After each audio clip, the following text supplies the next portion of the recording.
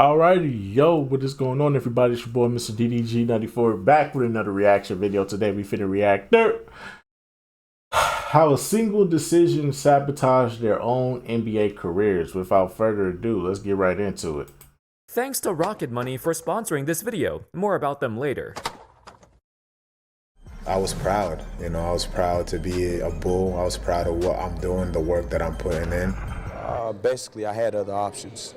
I look at the team, we got now, and Yep. It seemed like if you go to Detroit, your career is just pretty much washed at this point. That's sad. Anybody that go to Detroit, your career is washed. Even if you having a good year, even if you having a good successful career, all it takes is one injury and your whole career just damn. Shout out to Brandon Jennings, but still. we're a playoff team. We can definitely make the playoffs with what we have. From Virginia Union University, Ben Wallace. Wallace been yelling. Well, that wasn't a bad move per se. It just didn't. The first year was okay. The next year, The refs for what he thought were missed calls. Refs had enough. They teed him up. Pistons would score 8 straight unanswered points. NBA free agency is I'm about to say, you can't really say that about this, brother. We don't even know. This could turn out to be something. This could actually turn out to be a positive if the Phoenix Suns actually can construct an actual team. Jesus Christ, the fact that they didn't have a point guard last year is ridiculous. always the most exhilarating time of year for basketball fans because this is when the possibilities are endless. Trades are abundant, players move around to different teams that could completely change the course of their franchise. Why the Golden State Warriors for you? The fit was perfect. I felt like the guys complimented each other, and I feel like I compliment their games as well. But what happens when players make the wrong choice and join the wrong team? Perhaps they were a bad fit, or they simply joined a team who did not care about winning, or maybe they were chasing the money. A single bad free agency decision could ignite the downfall of a once promising NBA career. And that's what we're gonna talk about in this video. How's it going, folks? My name's Andy, and today let's take a detailed look at how 6 NBA players sabotaged their own careers with a single free agent decision. Carlos Boozer signs with the Bulls. I disagree with this one completely. This worked out in his favor. They was actually good. It's just Derrick Rose got it was just Derrick Rose got injured. That was it. If Derrick Rose never got injured, I'm pretty sure this team would have made some noise. Do they get past that Miami team? I doubt it. But when LeBron goes back to Cleveland and Derrick Rose is still healthy, I say they got a better shot against that Cleveland team than the Heat. A 20-10 hyper-efficient pick-and-roll savant, Carlos Boozer spent many years in Utah building a case to be arguably the best role man in the entire NBA. And the Utah Jazz was always going to be a second-round exit team. So what was Carlos Boozer supposed to do? What was he supposed to do? And then on top of that, Darren Williams ended up leaving anyway. So what was he supposed to do? Like, this is a terrible take right here. Him and Darren Williams had a legit case to be the NBA's best or second best pick-and-roll duo, with only Nash and Stoudemire as their main competitor. Entering the 2010 offseason, with the Jazz falling short in the playoffs in several consecutive years, Boozer sought greener pastures elsewhere. For those who don't know, the 2010 offseason featured a ridiculous star-studded free agency class, probably the most stacked free agent class in history, which included the likes of LeBron James, Dwayne Wade, Dirk Nowitzki, Paul Pierce, Amari Stoudemire, Yao Ming, Chris Bosh, Joe Johnson, and of course, Carlos Boozer. To this day, there's never been this many stars and superstars all becoming free agents in the same summer. Basically, Boozer was not the first choice for many teams. The Bulls were very active during that time, trying to get LeBron and D. Wade to come to Chicago and team up with Derrick Rose. Damn, I'm still trying to figure out how Chicago fucked that up. Cause Chicago be a fucking dynasty right now, bro. Ain't no telling, bro. They would have been a fucking dynasty right now had they damn, dog. Derrick Rose, Dwayne Wade, LeBron. Then you gotta add Chris Bosh too. All they had to do was make a little wiggle room for Chris Bosh. That's all they had to do is make a little wiggle room for Chris Bosh. Nah, we can't do that. They fucked a dynasty up right here. When those plans fell through, however, they opted for their backup plan, Carlos Boozer. A nice consolation prize, but that's all he was, a consolation prize. You could say they still had a successful offseason by getting him, because most teams got nobody. There was even a bidding war between the Bulls and Nets to get him. However, while Boozer's arrival created some high expectations for this young Bulls team, he really had a hard time adapting to a completely different game plan than before. On the Jazz, Boozer thrived in their system, a system focused on pace, creating mismatches, running pick and rolls, and helping him get to his spots in the paint to score. Their entire offense revolved around the Darren and Boozer pick and roll, so every other teammate played off of them and supported them. We're well aware of Darren's struggles after leaving Utah, but Boozer also struggled.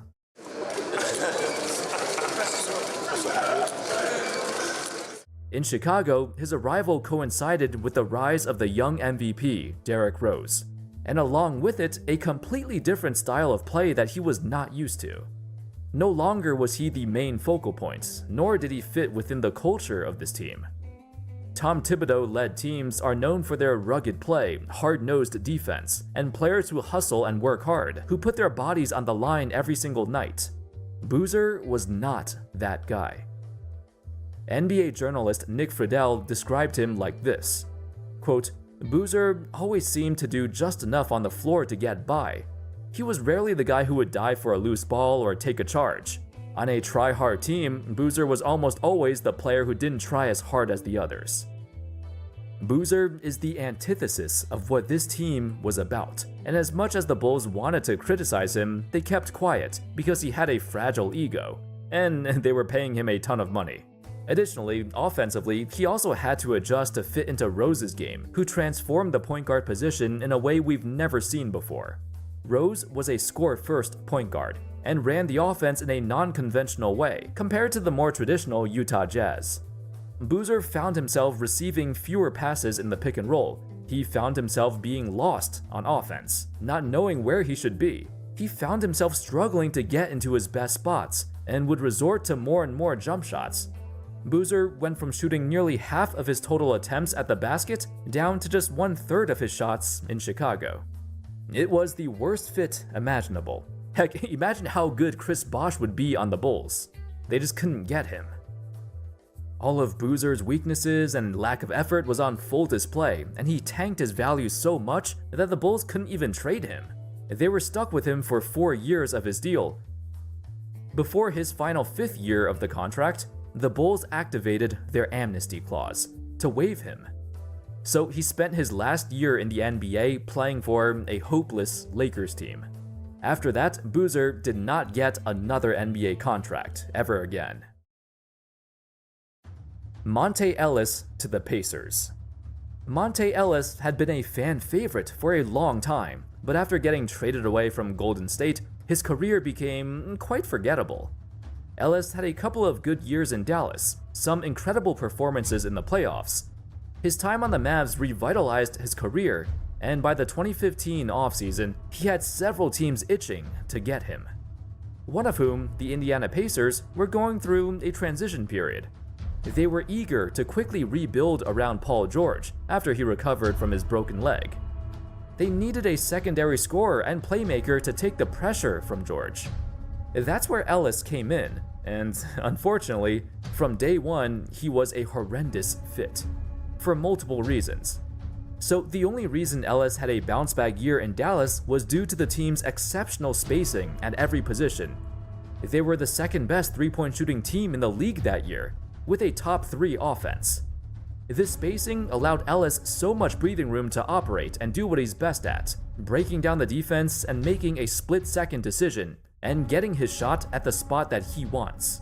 Passes it home. Difficult shot with contact. The Mavs spacing was so good that it allowed him to do that. On the Pacers, however, they always had a stagnant offense under Frank Vogel. The spacing was non-existent. It's like the floor shrunk to half the size. And Ellis suffered. He couldn't get to the rim as easily as before, nor could he create separation that he needed. The Pacers, even during their heyday, never had a competent offense. It's arguably the biggest failure of Frank Vogel's coaching career. The signing of Ellis was supposed to fix that a little bit, but instead he got sucked into their struggling offense and had the worst 2 years of his career. Like Boozer in Chicago, Ellis also joined a team with a reputation for playing hard-nosed defense and wanted every player to exhibit the intangibles to help win games. Ellis was not like that. He was never good at defense, and he was never interested in doing the dirty work. That's why, in his second season with the Pacers, he got benched and fell off so much that no other team gave him another chance. That's crazy. Subsequently, that turned out to be his final year in the NBA. Funny enough, he got waived halfway through his contract, yet the Pacers continued to pay him until 2022. The demise of Ellis was mostly his own undoing, as it was his decision to join a team that did not suit his strengths. This stint in Indiana caused his value to plummet to basically zero. He was so bad they couldn't even trade him. Hence why they had to waive him, because they wanted him off the team so badly. It's a very sad ending to a once exhilarating young shooting guard. But hopefully his career will be remembered more fondly. Oh yeah, most definitely. Monte Ellis is most definitely, yeah. He was one of the ones, dog. Never made an All-Star team though. I wish he could have made an All-Star team. He should have made it when he was with the Bucks. Most definitely, he should have been on the All-Star team when he was with the Bucks. Most definitely, but he was definitely one of the ones though. Definitely one of the ones. Luol Deng to the Lakers. Can we really say this is bad considering what the money this man was making just for not playing on the team? The money that this man made just for not playing on the team is crazy, bro. This man made $9 million, I think, all the way to 2021, 2022. And he wasn't even on the team. He played on the team for like 1 or 2 years, bro. That's crazy. Hey, shout out to Luol Deng. Get your buddy, nigga. Get your buddy. It's hard to believe an upstanding player like Luol Deng sabotaged his own career. I mean, he's always been such a hard worker, an incredibly productive player and mentor on every team he's played for. Until he signed with the Lakers. An offseason that went down in history for having some of the most ludicrous contracts in history. Luol Deng signed for 4 years, $72 million, with the intention to become a glue guy and veteran presence for a young Lakers team rebuilding in the post-Kobe era. Except, right after he got signed, the Lakers decided it was a better idea to focus on developing their youth and giving them more minutes instead of Deng.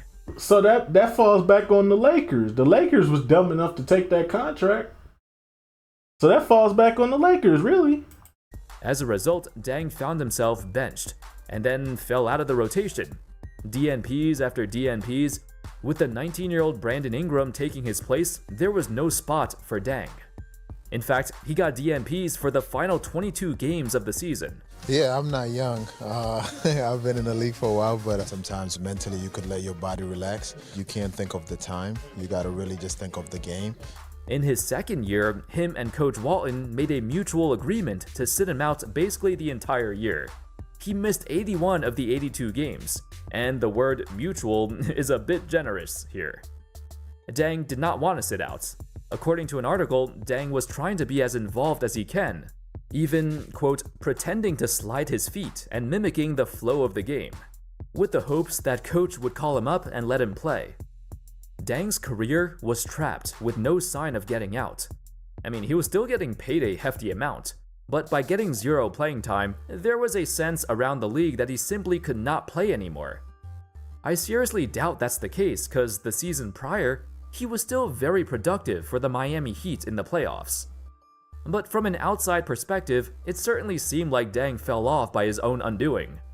In reality, it's because the Lakers moved in a new direction, and this contract, along with Timofey Mozgov's contract in the same summer, proved to be a colossal waste of money. Luke Walton even admitted it was better for Deng to stay in the locker room and watch the game from there, as opposed to sitting on the sidelines waiting to play, because he wasn't going to play. What do we make of this? Is Deng simply a cancer to his team that he can't be around them? No. Nah, I mean, I don't think so. He's always been a fantastic teammate. So this horrendous treatment from the coach went way too far. Nevertheless, Deng eventually agreed to a buyout with the Lakers. And after a very brief stint in Minnesota, his NBA career came to a close. It's hard to say that a player chasing the bag made a bad decision and sabotaged his own career. I mean, that was his goal, to get paid. But in terms of pure basketball, Deng went from playing 35 minutes a game in the playoffs to getting 0 minutes on a rebuilding team. Despite his desperation to get back on the court, his career was essentially over after signing with the Lakers. Andrei Kirilenko to Brooklyn. You might remember this as one of the weirdest decisions a player has ever made. In the summer of 2013, Andrei Kirilenko had several offers for 12 to 14 million per year, but instead he signed a measly 1-year, $3 million deal to play in Brooklyn. Ew. This was right after a season where he was a very productive member of the Timberwolves, kinda looking like vintage AK-47 on the Jazz. Minnesota revived his career, so he was expected to sign a major deal, which obviously did not happen. Kirilenko's decision to sign with Brooklyn raised some eyebrows, because he took a deal far less than what he was worth. It was blasphemy, and some GMs pointed fingers. They thought he got some kind of under-the-table agreement with the owner of the Nets, Mikhail Prokhorov, a Russian billionaire. Nevertheless, Kirilenko landed in Brooklyn, joining their super team on their quest to win the championship. Though it's a bit generous to call them a super team, considering how old and washed they were. They essentially traded away all of their picks and stacked their team with veterans, many former stars, to hopefully compete against the Miami Heat. But the biggest thing I think for us as an organization now, I think we've got pieces now that we can compete for a championship, and that's our goal. That we can compete for a championship, and that's our goal. And that's our goal. We know how this went. Not only did their efforts result in a complete failure that set their franchise back for many years, but Sir, you mean the 2014 playoffs, 2013 playoffs, KG and them was still on the Celtics. Oh boy, I need to get y'all down. Google ain't that hard to use, my guy. Google is not that hard to use, bruh. I swear, dog. Google is not that hard to use. Kirilenko chose the absolute worst team to join. He got benched for like half the games and played very little in the playoffs, culminating in a disappointing loss to the Miami Heat. As expected. Here's Joe Johnson, LeBron James on him. And trying to get it out, he cannot! And Miami has won it! Soon after, Kirilenko took a personal leave of absence and never returned back to the NBA. It was a very strange, awkward ending to one of the most illustrious defenders of his generation. To go from 32 minutes a game for the Wolves to out of the NBA just 1 year later after signing in Brooklyn? Maybe that was his exit strategy all along. Josh Smith to Detroit. In his early years, Josh Smith was one of the most exciting players to watch. A hyper-athletic forward with such a wide range of skills that would make anyone jealous.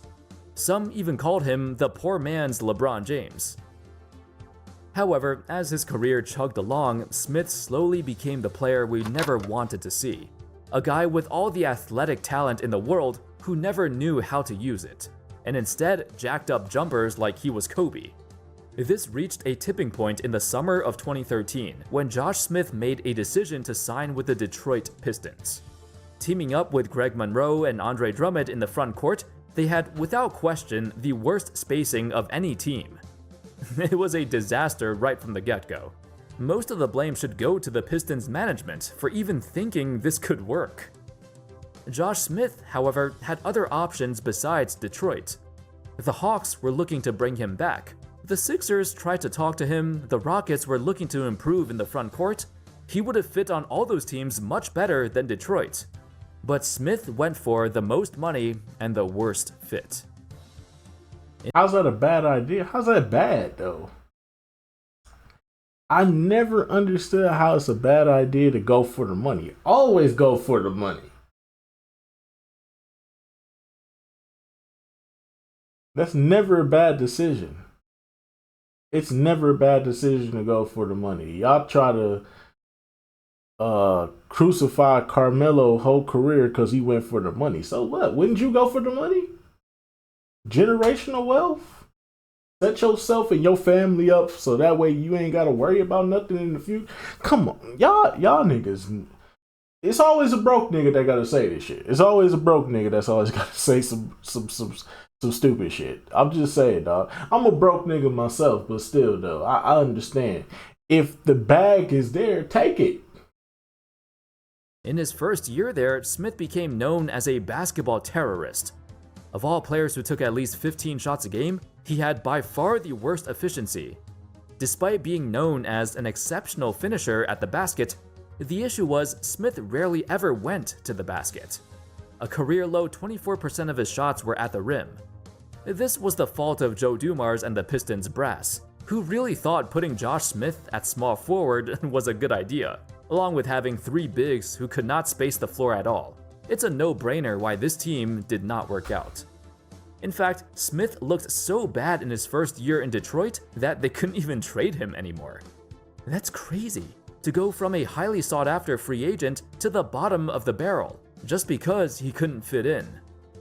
After many failed attempts to trade him away, the Pistons decided, you know what, let's just waive him.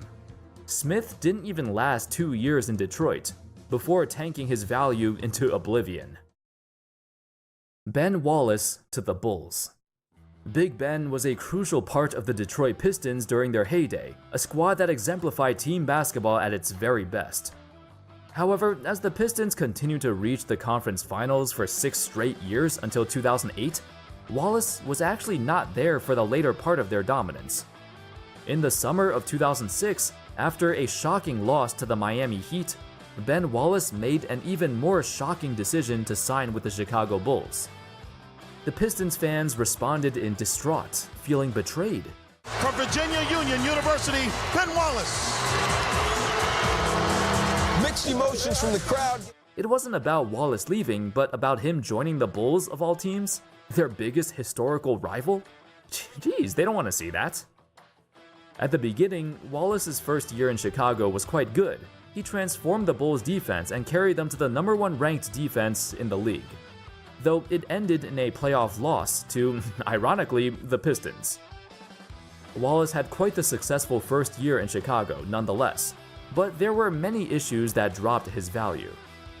For years on the Pistons, they've tried to hide his flaws and weaknesses, especially on offense, where he's very inconsistent and flat out bad. Ben never had much offensive tact. On the Bulls, these issues were much more apparent, because the team could not hide him. In his second year in Chicago, statistically, he was the worst offensive player in the entire league, and he was the worst free throw shooter. Eventually, he would slow down on defense as well, and it got to the point where he wasn't a positive for his team anymore. Now, perhaps it's a bit too critical for me to say Wallace sabotaged his own career by signing in Chicago, but he did sabotage his own chances at winning another title. After Ben left Detroit, the Pistons played through the 2007 playoffs with a massive hole at center. It was that same postseason where a 22-year-old LeBron shredded through their once dominant defense. James with the step, and the game is tied at 91. I always say if Ben Wallace was there, that's a sweep. I always said if Ben Wallace stayed on Detroit, this series would have been over in 4 games. This would have been a sweep. Probably 5. I say LeBron probably sneak 1 in, but more than likely the Pistons and the Spurs will be running that shit back. Without Ben manning the middle, they were no longer the same team they once were. Nobody was scared of them anymore. Nobody was scared of going into the paint against them, and it clearly showed as they fell apart. While Ben's career slowly fell off, his biggest sabotage was denying himself another shot at a championship by leaving the team that gave him everything. To leave in the middle of their championship window, he regrets handling it the way he did, and he wished he communicated better with the organization. Anyway, that's all folks. Let me know in the comments if you can think of any other decisions that fit the topic of this video. Let me know in the comments. Thank you all so much for watching. I hope y'all enjoyed the video, and of course, as always, I'll see you next time. Alrighty, man, that's just gonna about do it for this one. I will see you all in the next video. Till then, peace out.